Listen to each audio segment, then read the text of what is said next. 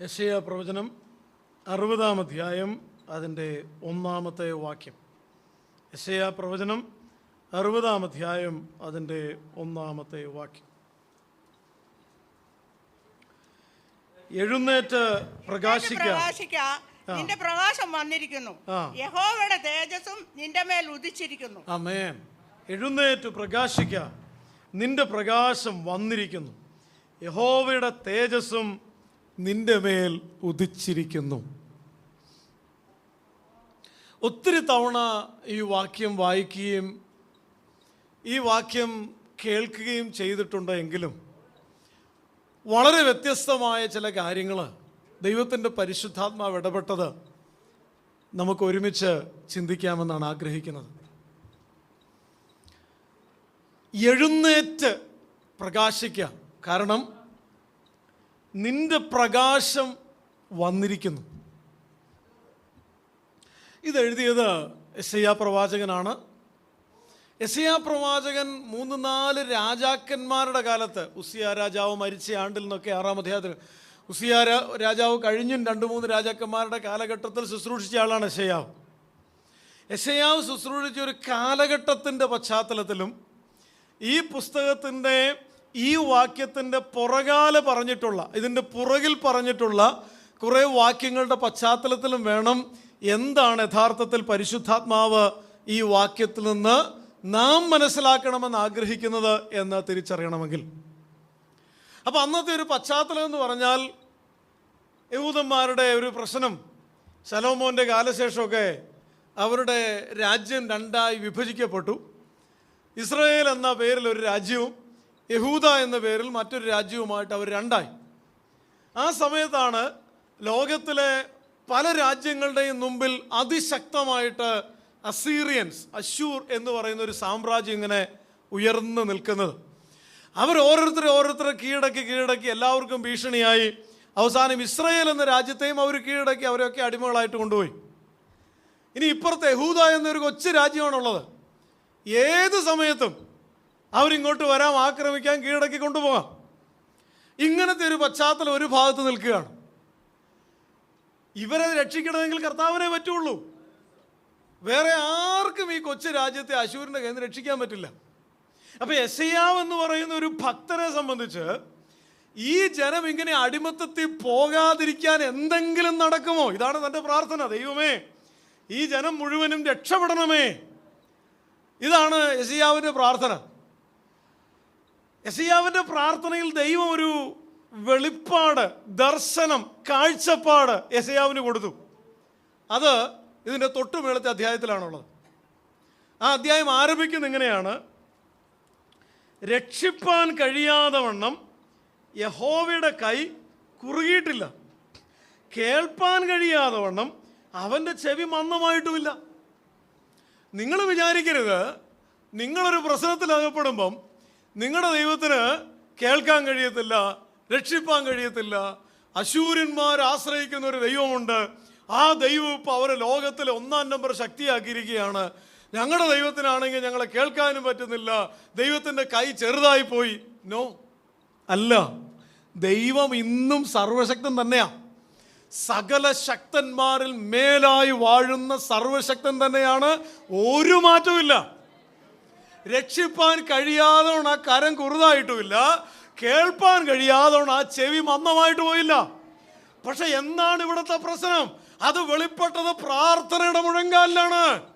ഈ ജനത്തിന്റെ ദുരവസ്ഥ കണ്ടിട്ട്, ഇവർക്ക് ഭവിക്കാൻ പോകുന്ന ഭവിഷ്യത്തിനെ കണ്ടിട്ട് ഒരു ഭക്തൻ മുട്ടേ നിന്ന് കരയുക.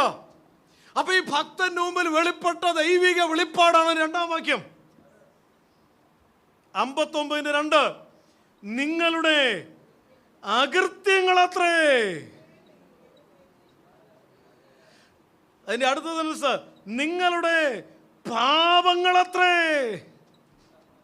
3-ാം വാക്യം: നിങ്ങളുടെ കൈകൾ രക്തം കൊണ്ടും നിങ്ങളുടെ വിരലുകളുടെ അകൃത്യം കൊണ്ടും മലിനമായിരിക്കുന്നു, നിങ്ങളുടെ അധരങ്ങൾ ഭോഷ്ക് സംസാരിക്കുന്നു, ഒരുത്തരും നീതിയോടെ വ്യവഹരിക്കുന്നില്ല. 4-ാം വാക്യം: സത്യത്തോടെ പ്രതിവാദിക്കുന്നില്ല, വ്യാജത്തിൽ ആശ്രയിച്ച് ഭോഷ്ക് സംസാരിക്കുന്നു. ഇങ്ങനൊരു വെളിപ്പാടുണ്ട്. യെശയ്യാ പ്രവചനം എന്ന് പറയുന്ന ആ പുസ്തകം നമുക്ക് വളരെ ഇഷ്ടമാണ്. കാരണം ആ പുസ്തകത്തിൽ കൊടുത്തിട്ടുള്ള ആശ്വാസത്തിൻ്റെ വചനങ്ങൾ അത് നിസ്തുല്യമായ വചനങ്ങളാണ്. ചില വാക്യങ്ങളൊക്കെ യെശയ്യാ പ്രവചനം നമ്മൾ വായിക്കുമ്പോൾ നമ്മുടെ അകത്ത് ഭയങ്കര ഒരു സന്തോഷമുണ്ടാകും. യാക്കോബേ, നിന്നെ സൃഷ്ടിച്ചവൻ അരുളി ചെയ്യുന്നു, നിന്നെ മറക്കത്തില്ല, ഞാൻ നിന്നെ പേര് ചൊല്ലി വിളിച്ചിരിക്കുന്നു. പിന്നെ പറയാം, പർവ്വതങ്ങൾ മാറിയാലും കുന്നുകൾ നീങ്ങിയാൽ എൻ്റെ ദയ മാറിപ്പോകും. ഇതുപോലത്തെ പ്രോമിസസ് ഇഷ്ടം പോലെ ഈ പുസ്തകത്തിലുണ്ട്. അപ്പോൾ യെശയ്യാ പ്രവചനം എന്ന് പറയുമ്പം ഇതുപോലത്തെ പ്രോമിസസ് മാത്രമേ നമ്മുടെ മനസ്സിലേക്ക് അത് നമ്മുടെ പ്രശ്നം.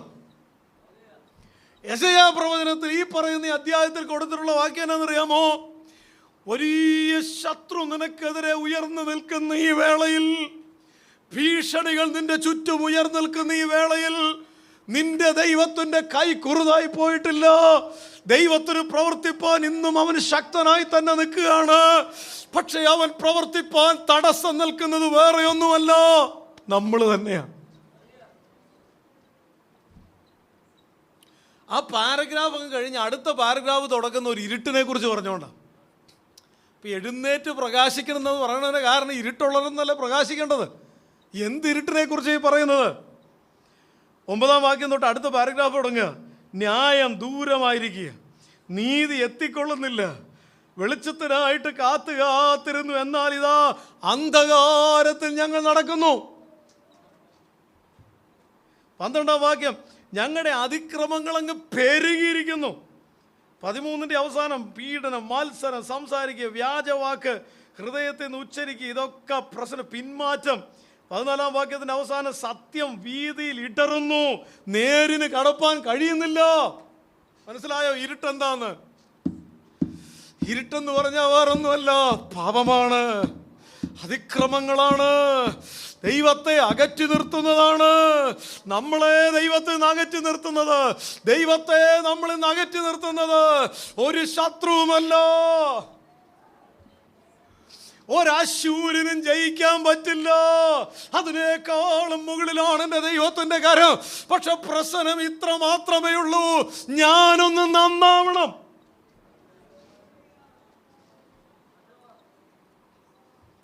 എഴുന്നേറ്റ്. അപ്പം അതിൻ്റെ അർത്ഥം എന്താ? വീണെന്നല്ലേ? നിന്റെ പ്രകാശം വന്നിരിക്കുന്നു എന്ന് വെച്ചാൽ അതിൻ്റെ അർത്ഥം ഇത്രയേ ഉള്ളൂ, മതി, വീണ് കിടന്നത് മതി, ശത്രുവിനെ ഭയപ്പെട്ട് ജീവിച്ചത് മതി, പാപത്തെ പച്ചവെള്ളം പോലെ വലിച്ചു കുടിച്ചത് മതി. ദൈവ പൈതലെന്ന് അഭിമാനിക്കുമ്പോഴും അകൃത്യത്തിലും പാപത്തിലും ഇരുട്ടിലും കിടക്കുന്നതും മതിയാക്ക. ഇനി എഴുന്നേൽക്കാനുള്ള സമയമാണെന്നാ പറയുന്നത്.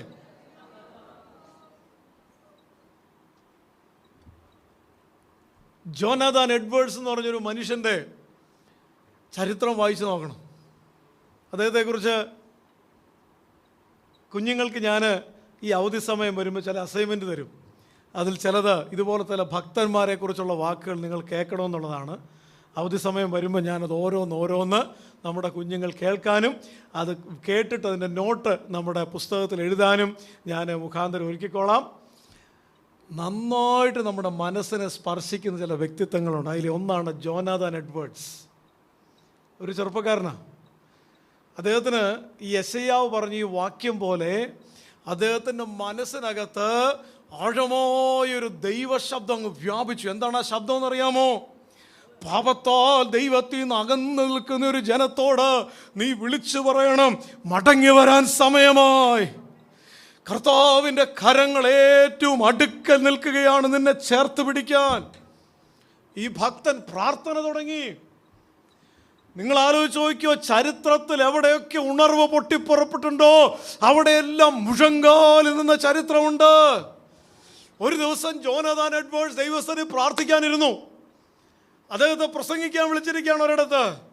അദ്ദേഹം പ്രസംഗം തയ്യാറാക്കാൻ പ്രാർത്ഥിക്കാനിരുന്നപ്പോൾ തനിക്ക് പ്രസംഗം തയ്യാറാക്കാൻ പറ്റുന്നില്ല, കരച്ചിലടക്കാൻ പറ്റുന്നില്ല. താൻ ആ പ്രാർത്ഥനാ മുറിയിലിരുന്ന് കാണുന്നത് പാപത്തിലേക്ക് അടിമപ്പെട്ട് കിടക്കുന്ന ഒരു പറ്റം ജനത്തെ കണ്ടിട്ട് തനിക്ക് സഹിക്കുന്നില്ല.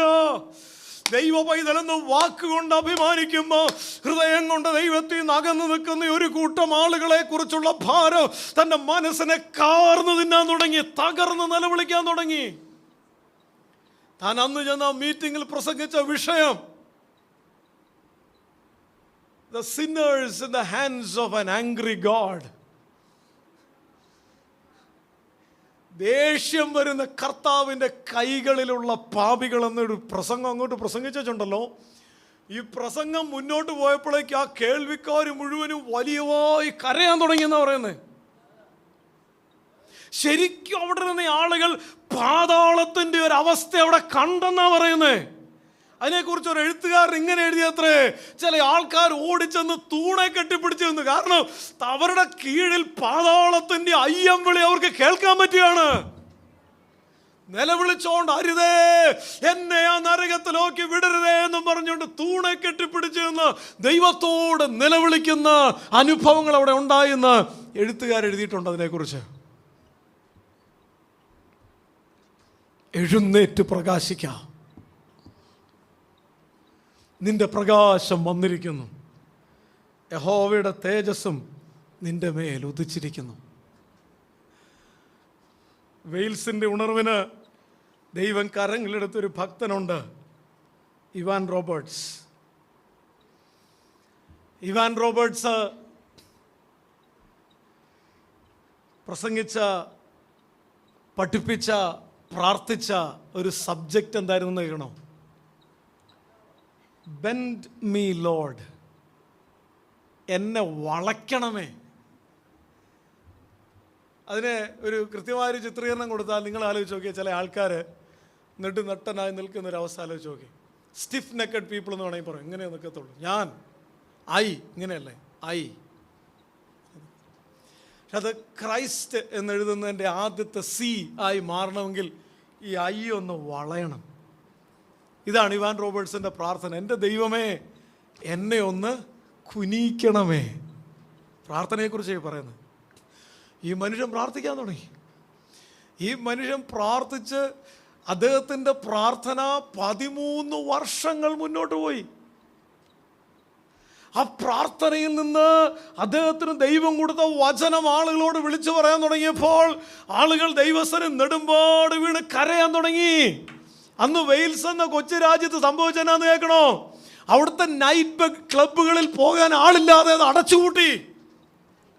പോലീസ് സ്റ്റേഷനിൽ പോലീസുകാർക്ക് ക്രിമിനൽസിനെ കിട്ടുന്നില്ല, കേസുകൾ വരുന്നില്ല. ഒരു ദിവസം പോലീസ് സ്റ്റേഷന്റെ ഏറ്റവും ഉന്നതാധികാരി എല്ലാ പോലീസ് സ്റ്റേഷനുകളിലും വൈറസ് വിട്ടു. നിങ്ങൾ എന്താ അവിടെ ചെയ്യുന്നത്? ഒരു റിപ്പോർട്ട് പോലും ഇങ്ങോട്ട് വരുന്നില്ലല്ലോ.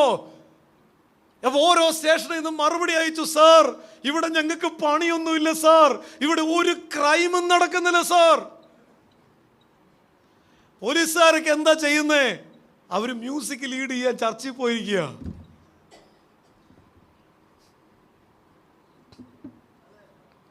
ഞാൻ ഇങ്ങനെ പറയാൻ ആഗ്രഹിക്കുക, അധിക താമസമില്ലാതെ എൻ്റെ കർത്താവിൻ്റെ 2ാം വരവ് സംഭവിക്കുന്നതിന് മുൻപേ ഒരു പറ്റം ജനം കണ്ണുനീരോടെ ദൈവസന്നിധിക്കുന്ന നാളുകൾ വരും.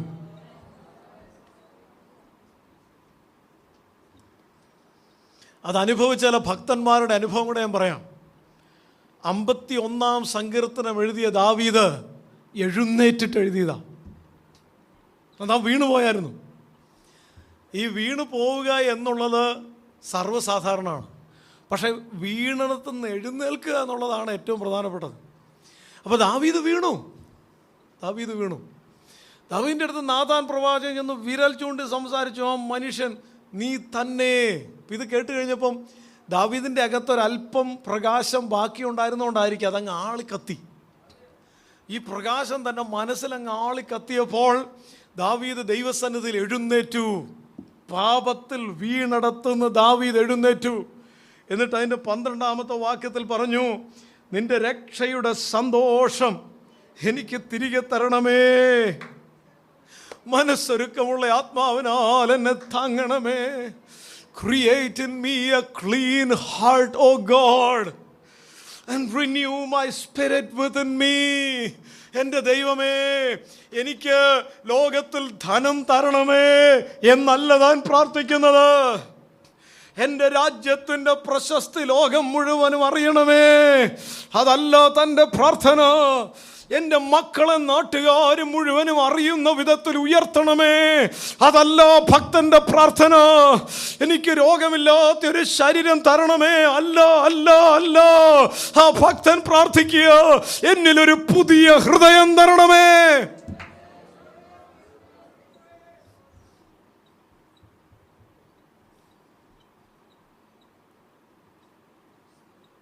ഇന്ന് പകൽ എന്നെ കേൾക്കുന്ന ദൈവഭൈതലേ, രക്ഷിപ്പാൻ കഴിയാതെ വണ്ണം ആ കൈ കുറുതായി പോയിട്ടില്ല. കേൾപ്പാൻ കഴിയാതെ വണ്ണം ആ ചെവി മന്ദമായി പോയിട്ടില്ല.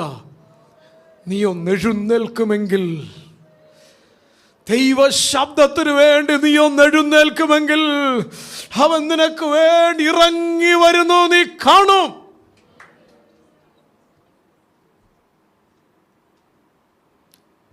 രക്ഷയുടെ സന്തോഷം എനിക്ക് തിരികെ പോയെന്നാണ് അർത്ഥം. ഇത് എന്നിൽ നിന്ന് പോയെന്ന് തിരിച്ചറിയാൻ പറ്റിയ രക്ഷപ്പെട്ടു. അതാണ് ഏറ്റവും വലിയ ഉണർവിൻ്റെ ലക്ഷണം. ശിംശോൻ ഇത് അറിയത്തില്ലായിരുന്നു. ശിംശോൻ്റെ ഇത് ശക്തി പോയതും ശിംശോനിൽ നിന്ന് കർത്താവ് മാറിയതും പുള്ളി ഓർക്കുന്ന പോലുമില്ല.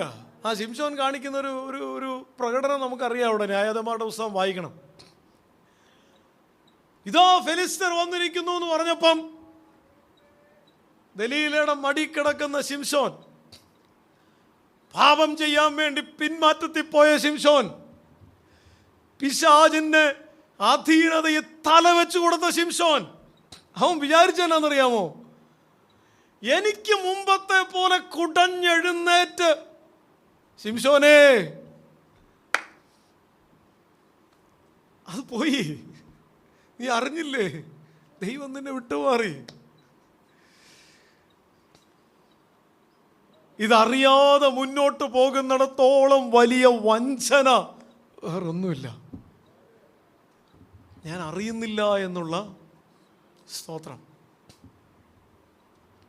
ദാവീദിന് ഇത് അറിയാൻ പറ്റി എന്നുള്ളത് സത്യം പറഞ്ഞാൽ അതിനൊരു മഹാഭാഗ്യം എന്ന് വിളിക്കണം. അതായത് ഈ യഥാർത്ഥ വചനം നമുക്ക് കേൾക്കാനൊരു ഭാഗ്യം കിട്ടിയാൽ അതൊരു മഹാഭാഗ്യമായിട്ട് കാണണം. അതായത് ഈ വചനമൊക്കെ വായിക്കുമ്പോഴേ ഞാനൊരു ചോദ്യം ചോദിക്കട്ടെ, അവസാനമായി എന്നായിരുന്നു ബൈബിൾ വായിച്ചുകൊണ്ടിരുന്നപ്പോൾ കണ്ണ് നിറഞ്ഞൊഴുകിയത്? അങ്ങനെ ഒരു അനുഭവമുണ്ട്. അങ്ങനെ ഉള്ളവർക്കായി ഞാൻ ദൈവത്തെ സ്തുതിക്കുന്നു. കാരണം ഇതിൻ്റെ പവറാണത്. ഇതിൻ്റെ പവർ എന്നാന്ന് ചോദിച്ചാൽ ഇത് വായിച്ചുകൊണ്ടിരിക്കുമ്പോൾ എൻ്റെ ആത്മാവിൻ്റെ അന്തരാത്മാവിനെ ഇത് തൊടും. അപ്പൊ എനിക്ക് മനസ്സിലാവും ഞാൻ എവിടെയോ വീണു, ഞാൻ എഴുന്നേറ്റേ മതിയാകൂ. ഇങ്ങനെ പോയാൽ ഞാൻ കാഹളം ധ്വനിച്ചാൽ പോകത്തില്ല. ഇതുപോലെയൊക്കെയുള്ള തിരിച്ചറി ഈ വചനം വായിച്ചുകൊണ്ടിരിക്കുമ്പം മനസ്സ് നിറഞ്ഞ് കർത്താവിനോടൊരു പടി കൂടി അടുക്കാനും കരയാനും കഴിയുന്ന ഒരു ആത്മീയതയുണ്ട്. അത് പ്രാപിച്ചിട്ടില്ലെങ്കിൽ ഇന്നു പകൽ ഞാൻ പറയട്ടെ, നീ ഭൂമിയിൽ ഒന്നും നേടിയില്ലേലും അത് നേടണം. അത് നേടാൻ പറ്റിയാൽ ജീവിതം മാറും. അത് ഞാൻ പറഞ്ഞില്ലേ, വീണ് കിടക്കുന്നുവെന്നേ അറിവില്ലാത്തൊരു തലമുറ. ഞാൻ വെള്ളിയാഴ്ചയിൽ പറഞ്ഞു, കഴിഞ്ഞ ആഴ്ചയിൽ ഒരു വലിയ മീറ്റിങ്ങിന് ഞാൻ സംസാരിച്ചുകൊണ്ടിരിക്കുക. അപ്പം ഞാൻ ഇതുപോലെ ഈ വചനം പ്രസംഗിച്ചുകൊണ്ടിരുന്നപ്പോൾ സ്റ്റേജിലിരുന്ന ഒരാൾ എൻ്റെ ചെവിയിൽ വന്ന് പറഞ്ഞു, സബ്ജക്റ്റ് മാറ്റണം, ഈ സബ്ജക്റ്റ് പ്രസംഗിക്കണ്ട. അതങ്ങ് ടോളറേറ്റ് ചെയ്യാൻ പറ്റുന്നില്ല. പക്ഷെ ഞാൻ പറയട്ടെ, ഇനി വരും നാളുകളിൽ എന്തോരും ഇപ്പം നമ്മൾ കേൾക്കുന്നത് പോലെ ജഡത്തെ, ലോകത്തെ, മോഹത്തെ വർദ്ധിപ്പിക്കുന്ന ഇഷ്ടം പോലെ സന്ദേശങ്ങൾ നമ്മുടെ ചെവിയിൽ 24 മണിക്കൂർ മുഴങ്ങിയാലും ഈ ഒരു ശബ്ദമാണ് പരിശുദ്ധാത്മാവ് ആഗ്രഹിക്കുന്നത്. ഞാൻ വിശ്വസിക്കുന്നു. എഴുന്നേറ്റ് പ്രകാശിക്കുക, നിന്റെ പ്രകാശം വന്നിരിക്കുന്നു, യഹോവയുടെ തേജസ്സും നിന്റെ മേൽ ഉദിച്ചിരിക്കുന്നു.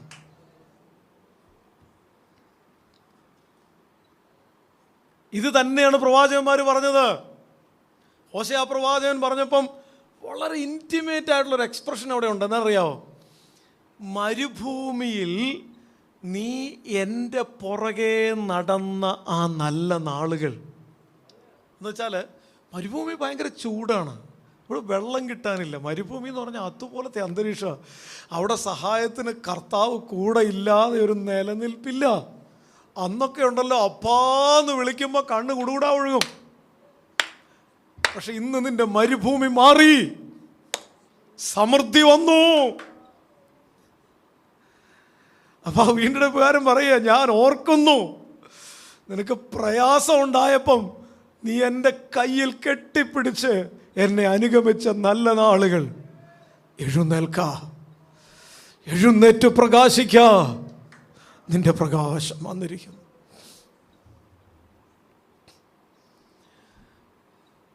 യോനയെക്കുറിച്ച് തമ്പുരാൻ്റെ ആഗ്രഹം, ദൈവശബ്ദം കേട്ട് കർത്താവിൻ്റെ ആജ്ഞ തിരിച്ചറിഞ്ഞ്, സങ്കടം വരുമ്പോൾ കർത്താവ് ഞാനില്ല നിൻ്റെ കൂടെ എന്ന് പറഞ്ഞ്, നീ ഇന്നൊരു കാര്യം ഇന്നൊരു കാര്യം ചെയ്യരുത്, ഇങ്ങനെയൊക്കെ പറഞ്ഞ് നമ്മളെ ഒരപ്പനെ പോലെ നടത്തുന്നത് ഏറ്റവും സന്തോഷമാണെന്നറിയാമോ? അത് അനുഭവിക്കുന്ന ദൈവമക്കളാണ് ഇവിടെ ഇരിക്കുന്നത്. നമുക്കറിയാം ഇത് എന്നെ സന്തോഷമാണെന്നറിയാമോ? നിങ്ങൾക്ക് അനുഭവിച്ചിട്ടില്ലേ, ചില കാര്യങ്ങളൊക്കെ നമ്മുടെ മനസ്സിൽ നിന്ന് വിട്ടുപോകും, നമ്മൾ പോലും അങ്ങനെ. പക്ഷെ കർത്താവ് അതുൾപ്പെടെ കരുതും. ഹല്ലേലൂയ, ആമേൻ, സ്തോത്രം. എനിക്ക് പലപ്പോഴും തോന്നിയിട്ടുണ്ട്, കർത്താവേ എൻ്റെ ഒരു ദിവസത്തിൻ്റെ ഷെഡ്യൂൾ വരെ അങ്ങ് കരുതുന്നത് എത്ര ശ്രേഷ്ഠമാണ്. ഇതുപോലെ നടക്കാൻ കഴിയാൻ നമ്മളെ വിളിച്ചു വേദരിച്ച കർത്താവിൻ്റെ കൃപയോർത്ത് ഞാൻ ദൈവത്തെ സ്തുതിക്കുന്നു. ഒരു ശത്രുവും നിന്റെ മേൽ ദൃഷ്ടി വയ്ക്കാതെ നിന്റെ ചുറ്റും പരിപാലനത്തിന്റെ കരം വിരിച്ചു പിടിച്ച് നീ തളരുമ്പോ ഞാനില്ലേ നിന്റെ കൂടെ എന്ന് പറയാൻ ഒരുവൻ എൻ്റെ വലഭാഗത്തുണ്ടെന്ന് തിരിച്ചറിയുന്ന ഒരാത്മീക യാത്രയുണ്ട്.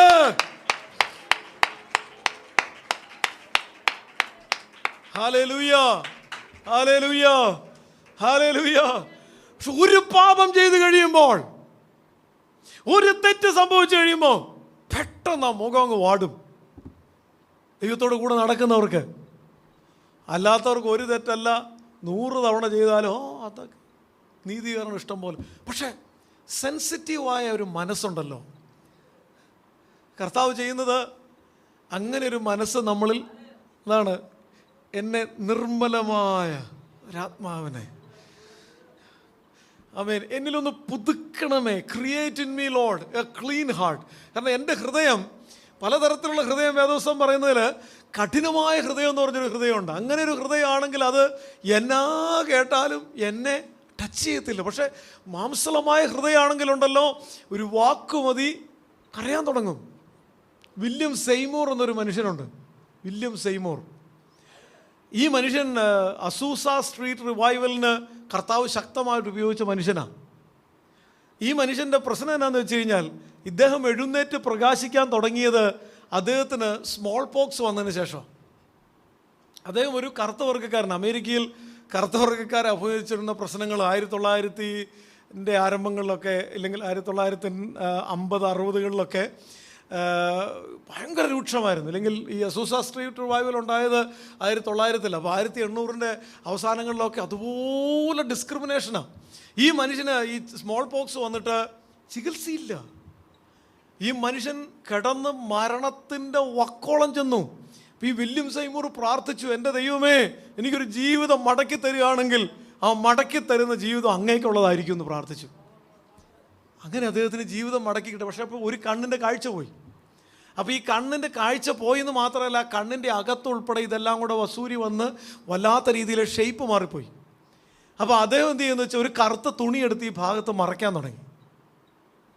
ഒന്നാമത് ആഫ്രിക്കൻ, രണ്ടാമത് ഈ കറുത്ത തുണി പരസ്യമായിട്ട് അദ്ദേഹം ഒരു നിന്ദാവിഷയമായി. പക്ഷെ അദ്ദേഹം പറയുന്നത്, അദ്ദേഹത്തിൻ്റെ എഴുത്തുകൾ, അദ്ദേഹം ദൈവസന്നിധിയിൽ അങ്ങ് ഇരുന്ന് കഴിഞ്ഞാൽ 8 മണിക്കൂർ വരെ ഒറ്റ ഇരുമ്പിലിരുന്ന് കരയുമെന്ന്. എന്തിനു വേണ്ടിയാണ് കരയുന്നേ? തനിക്ക് പൈസ ഇല്ലാത്തതുകൊണ്ടല്ല കരയുന്നത്, തന്നെ ആൾക്കാർ കളിയാക്കുന്നതുകൊണ്ടല്ല വില്യം സെയ്മൂർ കരഞ്ഞത്. വില്യം സെയ്മൂർ കരഞ്ഞത് ഒരു സഭയെ ഓർത്തുകൊണ്ടാണ്. എങ്ങനെ ഇതിനെ വിശദീകരിക്കാൻ പറ്റും? ഈ മനുഷ്യൻ്റെ അകത്ത് ഈ ഉണർവിൻ്റെ അഗ്നിയും കത്തിയപ്പോൾ ഇദ്ദേഹത്തിന് ഉറങ്ങാൻ പറ്റുന്നില്ല, ഭക്ഷണം കഴിക്കണ്ട, ഇരുന്ന് കരയുവാണ് സഭയ്ക്ക് വേണ്ടി, ഉണർവിന് വേണ്ടി. ചാൾസ് പർഹാമിൻ്റെ ബൈബിൾ സ്കൂളിൽ പഠിക്കാൻ പോയി പുള്ളി. അവിടെ ചെന്ന് ഇറങ്ങി ഒരു ബാഗും തൂക്കി. അപ്പോൾ അവിടെ ചെന്നു, ബൈബിൾ സ്കൂളിൽ ചെന്നു, ഇങ്ങനെ അഡ്മിഷനൊക്കെ എടുക്കാൻ വേണ്ടി ചെന്നപ്പം ചാൾസ് പർഹാം പറഞ്ഞു, അതേ ഒരു കുഴപ്പമുണ്ട്. നിയമപ്രകാരം നിങ്ങൾ ആഫ്രിക്കൻ ആയതുകൊണ്ട്, കറുത്ത വർഗ്ഗക്കാരനായതുകൊണ്ട് ഈ വെളുത്ത വർഗ്ഗക്കാരുടെ ബൈബിൾ കോളേജിൽ നിങ്ങൾക്ക് അഡ്മിഷൻ തരാൻ പറ്റത്തില്ല. വില്യം സെയ്മൂർ ബൈബിൾ കോളേജിൽ നേരിട്ട് അനുഭവം ഞാൻ പറയുന്നത്. അത് അവിടെ നിന്ന് പൊട്ടിക്കരഞ്ഞു. അപ്പോൾ ഈ കരച്ചിൽ കണ്ടപ്പോൾ ചാൾസ് പർഹാം പറഞ്ഞു, എടാ സാരമില്ല, ഞാൻ ഈ ബൈബിൾ കോളേജിൽ ഉത്തരവാദിയാണെങ്കിലും നിയമത്തെ ഞാൻ അനുസരിക്കണം, പക്ഷെ നിനക്ക് വേണ്ടി ഞാൻ ഒരു വഴി ഉണ്ടാക്കാം. നീ ഒരു കാര്യം ചെയ്യേ, വാതിലിൻ്റെ പുറത്തിരുന്നു. അപ്പോൾ ആർക്കൊന്നും പറയാൻ പറ്റത്തില്ലല്ലോ. വാതിൽ ഇച്ചിരി തുറന്നിടാം, നീ അവിടെ ഇരുന്ന് ക്ലാസ് കേട്ടോ. അത് ഞാൻ പറഞ്ഞു, യെസ്, എനിക്കത് മതി. അപ്പോൾ ക്ലാസ്സിനകത്ത് പഠിപ്പിച്ചുകൊണ്ടിരിക്കുന്നത്, ക്ലാസ്സിലിരിക്കുന്ന ചിലരിരുന്ന് ഉറങ്ങും. വില്യം സെയ്മൂർ ഉറങ്ങത്തില്ല, കാരണം അദ്ദേഹത്തിൻ്റെ അകത്ത് കത്തിക്കൊണ്ടിരിക്കുക ഉണർവിൻ്റെ ജ്വാല. ചിലപ്പോൾ കാറ്റ് അടിക്കുമ്പോൾ ആ വാതിലൊരു ഇച്ചിരി കൂടെ തുറക്കുമ്പം വില്യം സെയ്മൂർ എഴുതുക, കർത്താവോടെ വന്ന് എനിക്ക് വേണ്ടി ഒരു ഇച്ചിരിയും കൂടെ തുറന്നിടും, അപ്പോൾ എനിക്ക് ഇച്ചിരി കൂടെ വ്യക്തമായിട്ട് കേൾക്കാം. അങ്ങനെ ഇരുന്നാണ് ആ മനുഷ്യൻ പഠിച്ചത്. അവസാനം അദ്ദേഹം പുറത്തിറങ്ങി കഴിഞ്ഞപ്പോൾ ഉണ്ടല്ലോ, അദ്ദേഹം പ്രസംഗിക്കാൻ തുടങ്ങിയപ്പം ആളുകൾക്ക് അറിയാൻ തുടങ്ങി, ആളുകളിലേക്ക് പാപബോധം ഉണ്ടായി. ആ മീറ്റിംഗ് ഒരു ചെറിയ സ്ഥലത്താണ് നടക്കുന്നത്. ആൾക്കാർ ഓടിക്കൂടിയിട്ട് ആ സ്ഥലം നിറഞ്ഞു കവിഞ്ഞ് റോഡിലേക്ക് ആൾക്കാർ ഓടിക്കൂടി അവരവിടെ വീണ് കിടന്ന് കരയാൻ തുടങ്ങി. ചിലർ എഴുന്നേക്കത്തില്ല.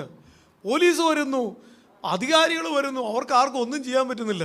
അവസാനം 3 മണിക്കൂർ കഴിഞ്ഞപ്പോൾ ഈ പോലീസ് ഓഫീസേഴ്സ് വില്യം സെയ്മൂറിൻ്റെ അടുത്ത് വന്ന് പറഞ്ഞു, മീറ്റിംഗ് നിർത്താമോ, എനിക്ക് ട്രാഫിക് മൊത്തം ബ്ലോക്കായി കിടക്കുക. എഴുന്നേറ്റ് പ്രകാശിക്കുക, നിന്റെ പ്രകാശം വന്നിരിക്കുന്നു. ഞാനൊരു കാലഘട്ടത്തിൻ്റെ വിളിയല്ലേ ഈ പറഞ്ഞുകൊണ്ടിരിക്കുന്നത്. ഞാൻ എത്ര കൊതിക്കുന്നു എന്നറിയാം. ഇവിടെ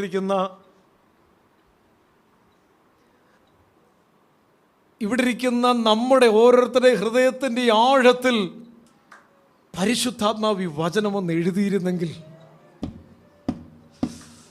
പിശാചിനെയും പേടിച്ച് ബന്ധനത്തെയും പേടിച്ച് ജീവിക്കുന്ന ഒരു തലമുറ ക്രിസ്തുവെങ്കിലേക്കൊന്ന് മടങ്ങി വരാൻ വേണ്ടി, ക്രിസ്തുവിനോട് ഒരുമിച്ചൊന്ന് നടക്കാൻ വേണ്ടി,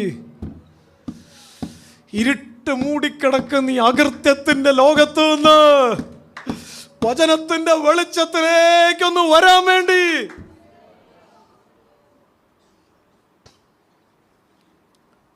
രക്ഷയുടെ സന്തോഷം തിരികെ തരണമേ. ആ അപ്പൻ്റെ ഭവനത്തിൽ ആ ഇളയ മോൻ താമസിച്ച സമയത്ത് അവൻ ആ സന്തോഷങ്ങളൊന്നും സന്തോഷങ്ങളായേ തോന്നിയില്ല. അവൻ്റെ മനസ്സിൽ എപ്പോഴും തോന്നിയ സന്തോഷം നൈറ്റ് ക്ലബും അധാർമികതകളും കുടിയും വലിയും അത്തരം അഴുക്ക് മ്ലേച്ഛതകൾ, മ്ലേച്ഛമായ തമാശകൾ കേൾക്കുക, കൂട്ടുകാരുമായി ആനന്ദിക്കുക. ഈ ലോകം, മോഹം, ജഡം, ഇതാണ് യഥാർത്ഥ സന്തോഷമെന്ന് അവൻ വിചാരിച്ചു വെച്ചത്. പക്ഷെ അവസാനം ഇതിൻ്റെ ശൂന്യത തിരിച്ചു എറിഞ്ഞപ്പോൾ അവൻ്റെ പ്രാർത്ഥന ഇതാണ്, ഞാൻ എൻ്റെ അപ്പൻ്റെ അടുക്കൽ മടങ്ങിച്ചെല്ലും. ഇന്ന് പകൽ എന്നെ കേൾക്കുന്ന ദൈവമക്കളെ, നിൻ്റെ അപ്പൻ 2 കരങ്ങളും നീട്ടി വെയിറ്റ് ചെയ്യുക. ഞാനും നിങ്ങളും ഒന്ന് ചെല്ലാൻ വേണ്ടി അവൻ കണ്ണിമ വെട്ടാതെ നോക്കിയിരിക്കുക. നിന്റെ കൂടെ നടക്കാൻ, നിന്നോട് ഇടപെടാൻ, നിന്റെ കണ്ണുനീര് തുടയ്ക്കാൻ, നിന്റെ ഭാരം സ്വന്തം ഭാരമായി ഏറ്റെടുത്ത് നിന്നെ നടത്താൻ, നിന്നെ ചേർത്ത് പിടിക്കാൻ അവൻ കാത്തിരിക്കുകയാ. നീ ഒന്നെഴുന്നേൽക്കുമോ? നീ ഒന്നെഴുന്നേറ്റ് പ്രകാശിക്കുമോ?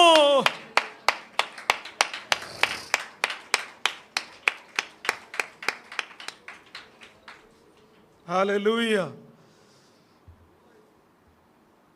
അത് യോഹന്നാന് മനസ്സിലായ ഒരു കാഴ്ചപ്പാട് ഇങ്ങനെയാണ്. 1 യോഹന്നാൻ 1:7 പറയുകയാണ്, അവൻ വെളിച്ചത്തിൽ ഇരിക്കുന്നത് പോലെ നാം വെളിച്ചത്തിൽ നടക്കുന്നു എങ്കിൽ നമുക്ക് തമ്മിൽ കൂട്ടായ്മയുണ്ട്. അവൻ്റെ പുത്രനായ യേശുവിൻ്റെ രക്തം സകല പാപവും പോക്കി നമ്മെ ശുദ്ധീകരിക്കുന്നു. അതായത് ഈ ഉണർവെന്ന് പറയുന്ന യെശയ്യാവിലൂടെ വിളിച്ചു പറയുന്ന ഈ ഇരുട്ടിൻ്റെ നടുവിൽ വീണു പോയിടത്ത് നീ ഒന്ന് എഴുന്നേറ്റ് പ്രകാശിക്കുക, നിൻ്റെ പ്രകാശം വന്നിരിക്കുന്നു പറയുന്നത് നേരെ യോഹന്നാനിലേക്ക് വരുമ്പോൾ ഇങ്ങനെയാണ്: നിങ്ങൾ വെളിച്ചത്തിൽ നടക്കുവീൻ. അവനിൽ വെളിച്ചത്തിൽ നടക്കുന്നവനിൽ ഇരുട്ടൊട്ടുമില്ല, അവന് മറയ്ക്കാനൊന്നുമില്ല. ഏദൻ തോട്ടത്തിൽ കർത്താവ് ഇറങ്ങി വന്നപ്പോൾ ആദമും ഹവ്വയും ഓടി ഒളിച്ചതിൻ്റെ കാര്യം എന്നാണെന്നറിയാമോ? ഇരുട്ട് ബാധിച്ചതുകൊണ്ടാണ്.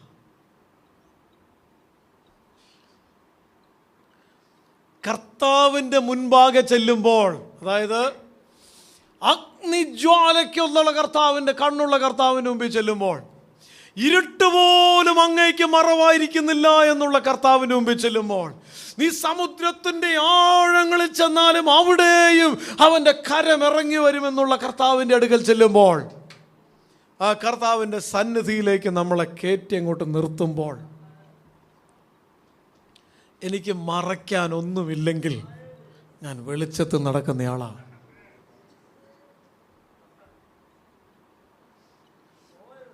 പത്രോസിൻ്റെ അടുക്കൽ ചെന്ന് കർത്താവ് ചോദിക്കുന്നൊരു ചോദ്യമുണ്ട്: നിനക്ക് എന്നോട് സ്നേഹമുണ്ടോ? ഓടി ഒളിക്കുകയല്ലായിരുന്നോ? രാത്രി മുഴുവൻ അധ്വാനിക്കാൻ വേണ്ടി ഒരൊറ്റ പോക്കല്ലായിരുന്നോ? കർത്താവിനെയും വിട്ട് ദൈവ സാന്നിധ്യവും വിട്ടുള്ള ആ പോക്ക് ഒടുവിൽ കർത്താവ് തേടി വന്നേച്ച് ആ വെളിച്ചത്തിലോട് പിടിച്ച് നിർത്തുക. എന്നിട്ട് ചോദിക്കുക, നിനക്ക് എന്നോട് സ്നേഹമുണ്ടോ? കർത്താവേ, അങ്ങ് അറിയുന്നു, എനിക്ക് അങ്ങയുടെ മുൻപിൽ മറയ്ക്കാൻ ഒന്നുമില്ല. ശൗലിൻ്റെ കൂട്ടത്തിൽ ദൈവം പറഞ്ഞതിനെ അനുസരിക്കാതെ നല്ല മേൽത്തരമായ മൃഗങ്ങളെയൊക്കെ സ്പെയർ ചെയ്ത് അതൊക്കെ ആയിട്ട് ഇങ്ങനെ നിൽക്കുന്ന സമയത്ത് ശമൂവേൽ ചോദിക്കുന്നൊരു ചോദ്യമുണ്ട്: ഞാൻ കേൾക്കുന്ന മൃഗങ്ങളുടെ ശബ്ദം എന്താണ്? എക്സ്പോസ് ചെയ്യാണ്. ഗേഹസി എന്നിങ്ങനെ നിൽക്കുന്നുണ്ട്. അടിയൻ എന്നൊക്കെ പറയുമ്പം, നീ എവിടെ പോയിരുന്നു? ആ രഥത്തിൽ നയമാൻ നിന്നെ എതിരേറ്റപ്പോൾ ദൈവത്തിൻ്റെ ആത്മാവ് അവിടെ ഉണ്ടായിരുന്നു, നീ മറന്നുപോയോ?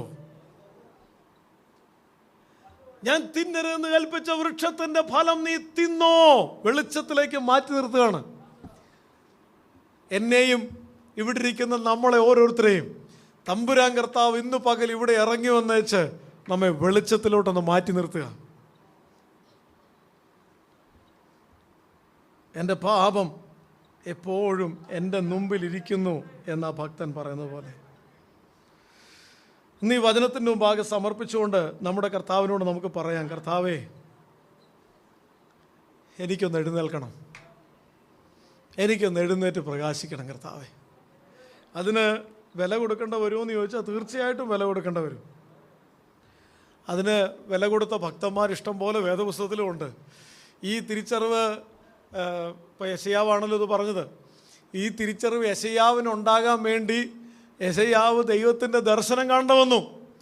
ദർശനം കണ്ടു കഴിഞ്ഞപ്പോൾ അയ്യോ ഞാൻ അരിഷ്ടമന് പാപബോധം ഉണ്ടാകേണ്ട വന്നു. സുവിശേഷ വേലയ്ക്കുള്ള വിളി ഒന്നും കൂടെ വാങ്ങിക്കേണ്ട വന്നു. വലിയ പ്രവാചകൻ അടിയനിതാ എന്ന് ഒന്നും കൂടെ സമർപ്പിക്കേണ്ട വന്നു. ഇരമ്യാവിന് ഈ ദർശനം ഉണ്ടായപ്പോൾ, ഇരമ്യാവ് വെളിച്ചത്തിലേക്ക് നടക്കാൻ തുടങ്ങിയപ്പോൾ, ഇരമ്യാവ് എഴുന്നേറ്റ് പ്രകാശിക്കാൻ തുടങ്ങിയപ്പോൾ ഇരമ്യാവിനെ ഒത്തിരി ഉപദ്രവിച്ചു. ഇരമ്യാവിനെ പിടിച്ച് പൊട്ടക്കിണറ്റിലിട്ട് കളഞ്ഞു. ഇരമ്യാവിനെ അടിച്ചു. ഇതെല്ലാം സംഭവിച്ചു. പക്ഷെ ഒരു ഇഞ്ച് പുറകോട്ട് പോയില്ല. ഇതാണ് അകത്തി പ്രകാശം നിറഞ്ഞാൽ സംഭവിക്കുന്നത്. നമ്മുടെ പ്രാർത്ഥനാ മുറികളിൽ ആ പ്രകാശം ഒന്ന് ഇറങ്ങി വന്നിരുന്നെങ്കിൽ, നീ ഒറ്റപ്പെട്ടിരിക്കുന്ന സമയത്ത്, നീ വേദനിക്കുന്നതിന് നടുവിൽ ആ ക്രിസ്തുവിൻ്റെ പ്രകാശം നിൻ്റെ മനസ്സിലൊന്ന് വ്യാപരിച്ചിരുന്നെങ്കിൽ, ദൈവത്തിലെ എനിക്കൊപ്പം ആരുമില്ലെന്നും എൻ്റെ സാഹചര്യത്തിന് മാറ്റമുണ്ടാകില്ലെന്നും പറയുമ്പോൾ, അവൻ സാഹചര്യം മാറുമോ ഇല്ലയോ, ഞാൻ മാറാത്തവനായി നിൻ്റെ കൂടെയുണ്ടെന്ന് അരുളി ചെയ്യുന്നവൻ്റെ സാന്നിധ്യമൊന്ന് തിരിച്ചറിയാൻ കഴിഞ്ഞിരുന്നെങ്കിൽ, ഇരുട്ടിലേക്ക് പോയ യോനയ്ക്ക് വലിയൊരു വില കൊടുക്കേണ്ട വന്നു. 3 ദിവസം കടലാനയുടെ വയറ്റിൽ കിടക്കേണ്ട വന്നു. അവൻ്റെ തലപ്പാവ് ആ മത്സ്യത്തിൻ്റെ വയറ്റിലെ അഴുക്ക് കൊണ്ട് നിറയേണ്ട വന്നു. പക്ഷെ ഒടുവിൽ അവൻ വെളിച്ചത്തിലേക്ക് വന്നു. അവൻ എഴുന്നേറ്റു പ്രകാശിക്കാൻ തുടങ്ങി. ഒറ്റ മനുഷ്യൻ വഴി ഒരു രാഷ്ട്രം മുഴുവനും മാനസാന്തരത്തിലേക്ക് വന്നു. തീവ്രമായ നിന്റെ തീച്ചൂളയുടെ അവസ്ഥകൾ ദൈവം ഇതിലേ നിന്നെ മിനുക്കി രാഗി ഒരു പൊന്നാക്കി മാറ്റാനല്ലെന്ന് ആര് കണ്ടു? ഇന്ന് നീ കടന്നു പോകുന്നതിൻ്റെ ഭാരങ്ങളും വേദനകളും ഒക്കെ തിളങ്ങുന്ന ഒരു മുത്താക്കി നിന്നെ മാറ്റുകയല്ലെന്ന് ആര് കണ്ടു? വീണ് കിടക്കുന്നിടത്ത് നമുക്കൊന്ന് എഴുന്നേൽക്കാം. നിന്റെ പ്രകാശത്തിന് വേണ്ടി ഇനി നീ വെയിറ്റ് ചെയ്യണ്ട. സകല ഇരുട്ട് മാറ്റുന്ന, സകല അന്ധകാരങ്ങളും ഇല്ലായ്മ ചെയ്യുന്ന ആമേൻ വെളിച്ചം വന്നു നിൽക്കുകയാ നിന്റെ അരികിൽ. അവൻ വന്നേച്ച് ആ കൈ നീട്ടിപ്പിടിച്ചിട്ടാ പറയുന്നു, നീ എഴുന്നേൽക്ക്, നിന്റെ പ്രകാശം വന്നിരിക്കുന്നു. ഇനി നീ ഇരുട്ടത്ത് കിടക്കണ്ട, ഇനി നീ അന്ധകാരത്തിൽ കിടക്കണ്ട. നിനക്ക് നേരെ കൈ നീട്ടിപ്പിടിച്ചുകൊണ്ട് സർവശക്തനായവൻ, ആകാശത്തിന്റെ ഭൂമിയുടെയും ഉടമസ്ഥൻ, സകല ചരാചരങ്ങളുടെയും സൃഷ്ടിതാവ് നിന്റെ അരികിൽ വന്നിട്ട് പറയുക, നീ എഴുന്നേൽക്ക്, ഞാൻ നിന്റെ കരങ്ങളെ പിടിച്ച് നിന്നെ നടത്തുവാൻ നിന്റെ അരികിൽ വന്ന് നിൽക്കുകയാ. നിന്റെ പ്രകാശം വന്നിരിക്കുന്നു. നിന്റെ കുടുംബത്തിനകത്ത്, ജീവിത സാഹചര്യത്തിനകത്ത് ഇറങ്ങി വന്ന് നിൽക്കുന്ന ദൈവ സാന്നിധ്യം ഒന്ന് രുചിച്ചറിയുവാൻ. ഹല്ലേലൂയ, ഹല്ലേലൂയ, ഹല്ലേലൂയ. നമ്മുടെ കർത്താവിനോട് നമുക്ക് പറയാം, നാഥ എന്നെ ഒന്ന് എഴുന്നേൽപ്പിക്കണമേ, എന്നെ ഒന്ന് രൂപപ്പെടുത്തണമേ, എന്നെ ഒന്ന് മെനയണമേ. ആ വചനം ഈ ആഴ്ച മുഴുവനും നമ്മുടെ ഹൃദയത്തിൽ ഒന്ന് മന്ത്രിച്ചിരുന്നെങ്കിൽ, ഇരുട്ടിനകത്ത് കിടക്കുന്ന ഒരു ജനത്തോട് പറയുക, വലിയ ഭീഷണി നിന്റെ മുൻപിൽ വന്ന് നിൽക്കുമ്പോൾ, എന്തെന്നറിയാത്ത ജീവിത സാഹചര്യങ്ങളോട് നീ പോകുമ്പോൾ, ആമേൻ, പ്രവാചകൻ മുഴങ്കാലിരുന്നപ്പോൾ പ്രവാചകനോട് പരിശുദ്ധാത്മാവ് പറഞ്ഞു, രക്ഷിപ്പാൻ കഴിയാതെ വണ്ണായി കൈ കുറുതായി പോയിട്ടില്ല, കേൾപ്പാൻ കഴിയാതെ വണ്ണ ചെവി മന്ദമായി പോയിട്ടില്ല. ചില ഇരുട്ടാണ് ഇവിടുത്തെ പ്രശ്നം, അകൃത്യമാണ് ഇവിടുത്തെ പ്രശ്നം, പാപമാണ് ഇവിടുത്തെ പ്രശ്നം. ആ ഇരുട്ടകലട്ടെ, അത് മാറട്ടെ, വെളിച്ചം വ്യാപരിക്കട്ടെ. ആ വെളിച്ചം വ്യാപരിച്ചു കഴിയുമ്പോ, അന്ധകാരം ഓടിമറയുമ്പോ, ആ പ്രകാശത്തിലേക്ക് നാം ലയിക്കുമ്പോ, നാം എഴുന്നേറ്റ് പ്രകാശിക്കാൻ തുടങ്ങും. ദൈവസന്നിധിയിലേക്ക് നമ്മളെ തന്നെ സമർപ്പിക്കാം. ഈ വചനങ്ങളാൽ കർത്താവ് നമ്മെ അനുഗ്രഹിക്കട്ടെ. നമുക്ക് ആ ദൈവസന്നിധി എഴുന്നേറ്റ് നിന്ന് ഒരു ഗാനം ചേർന്ന് പാടുകയും നമ്മുടെ കർത്താവിനെ ആരാധിക്കുകയും ചെയ്യാം.